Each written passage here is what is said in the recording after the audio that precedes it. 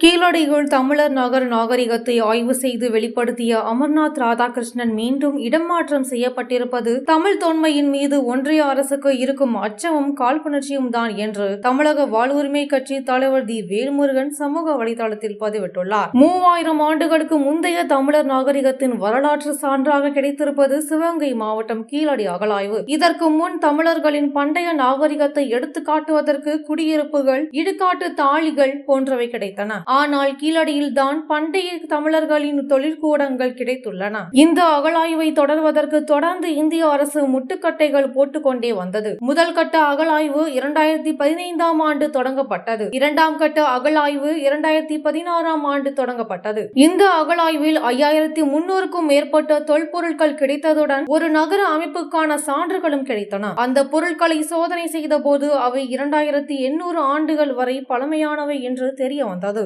ஆனால் இந்த அகழாய்வின் முதல் 2 கட்டம் நடைபெற்ற அகழாய்வுகள் மற்றும் அதன் அறிக்கை ஆகியவை வெளிப்படும் முன்பே அந்த ஆய்வை மேற்கொண்ட அமர்நாத் ராதாகிருஷ்ணன் அப்பணியிலிருந்து இடமாற்றம் செய்யப்பட்டு அந்த அகழாய்வு பணிகளை தொல்லியல் துறை முடித்துக் கொண்டது. அதன் பின் தற்போது வரை 10 கட்ட அகழாய்வு பணிகளை தமிழ்நாடு தொல்லியல் துறை நடத்தியுள்ளது. அதில் கிடைத்த ஆயிரக்கணக்கான பழம்பொருட்களை கொண்டு அருங்காட்சியகம் வைக்கும் அளவுக்கு தொல்பொருட்கள் கிடைத்துள்ளன. தமிழ்நாடு தொல்லியல் துறை அறிக்கைகள் ஒவ்வொரு ஆய்வின் முடிவிலும் தொடர்ந்து வெளியிடப்பட்டு வருகிறது. ஆனால் 2015ஆம் ஆண்டு செய்யப்பட்ட முதல் மற்றும் 2ஆம் கட்ட அகழாய்வு பணிகளின் அறிக்கை இதுவரை வெளியிடவில்லை. தமிழக வாழ்வுரிமை கட்சி உள்ளிட்ட அரசியல் கட்சிகளும் தமிழ் தேசிய அமைப்புகள் ஆய்வறிக்கையை வெளியிட வேண்டும் என கோரிக்கை விடுத்து வந்த நிலையில் முதல் மற்றும் 2ஆம் கட்ட ஆய்வறிக்கையை மீண்டும் திருத்தி எழுதி சமர்ப்பிக்குமாறு அமர்நாத் ராதாகிருஷ்ணனுக்கு ஒன்றிய தொல்லியல் துறை கடிதம் அனுப்பி அதிர்ச்சியை ஏற்படுத்தியுள்ளது. இதற்கு ஒரு படி மேலே சென்று தற்போது கீழடி அகழாய்வில் தொடர்ச்சியாக தமிழ் ஆர்வத்துடன் ஆய்வு பணி செய்து வந்த அமர்நாத் ராதாகிருஷ்ணனை நொய்டாவிற்கு இடமாற்றம் செய்து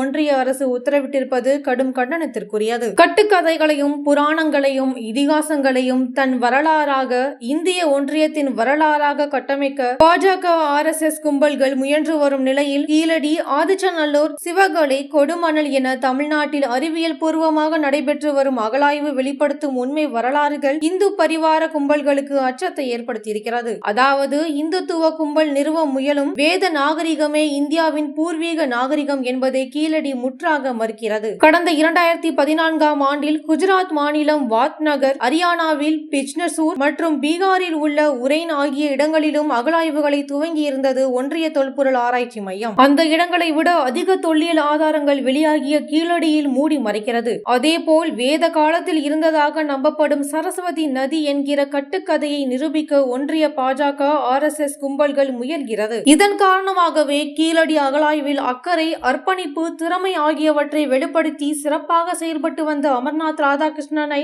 இடமாற்றம் செய்வது மூலம் தமிழின் தொன்மையையும் கீழடி உண்மையையும் மூடி மறைத்து விடலாம் என ஒன்றிய பாஜக RSS கும்பல்கள் எண்ணுகிறது. இதற்கு அறிவார்ந்த தமிழ் சமூகம் இடம் அளிக்க கூடாது. எனவே கீழடி உள்ளிட்ட வரலாற்று உண்மைகளை காக்க அமர்நாத் ராதாகிருஷ்ணனை இடமாற்றம் செய்யும் ஒன்றிய அரசின் முடிவை தடுத்து நிறுத்த ஒட்டுமொத்த தமிழ் சமூகமும் ஒன்று திரள வேண்டும். இது குறித்து தமிழ்நாடு அரசு சட்ட ரீதியான நடவடிக்கையை துரிதப்படுத்தி அமர்நாத் ராதாகிருஷ்ணனை மீண்டும் அதே பணியில் தொடர முன்வர வேண்டும். மேலும் கீழடியின் முதல் 2 கட்ட ஆய்வறிக்கையை வெளியிடுவதற்கான நடவடிக்கைகளையும் தமிழ்நாடு அரசு விரைந்து மேற்கொள்ள வேண்டும் என தமிழக வாழ்வுரிமை கட்சி கேட்டுக்கொள்கிறது என்று தமிழக வாழ்வுரிமை கட்சி தலைவர் தி வேல்முருகன் அவர்கள் கூறியுள்ளார்.